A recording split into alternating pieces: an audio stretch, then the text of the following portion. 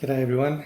I'm doing some more detailed testing of the GoSun Fusion. That's the tray of the GoSun Fusion there.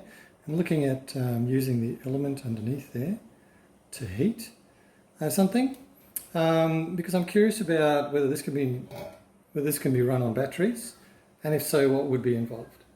So just to explain the setup, this is all running off 12 volts. I've got a circuit here that is designed to cut out the battery if the voltage falls below a certain amount.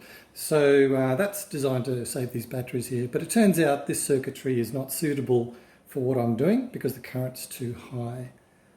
But it gave me a bit of an idea. So I'll have to hook up a relay to make this work. But anyway, that's okay. I'm going to just demonstrate what I've found so far.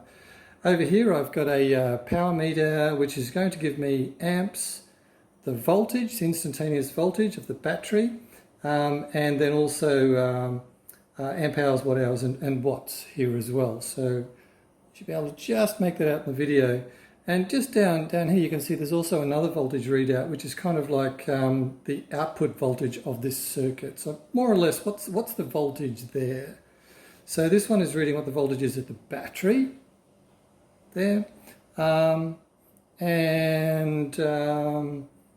this one is reading what the voltage is sort of at the appliance, and this is the switch here. So if I just turn on the switch, you'll see the current jump up. It's going up to 8.3 amps at the moment. This circuit is not happy, it's cutting out. That's because it went down below a threshold. But just for a moment there, it was drawing about 9 amps. Okay, so I'm just going to pause there for a tick. So as you can see, I need to have some kind of battery protective circuit, but this setup's not going to work. I'm just bypassing that for the moment, turning on the switch again, and having a look at the current here. 9 amps, and the output voltage is about 11 from the battery, so that's dropped down nearly 1.5 volts. It gives you an indication of what load is on this battery.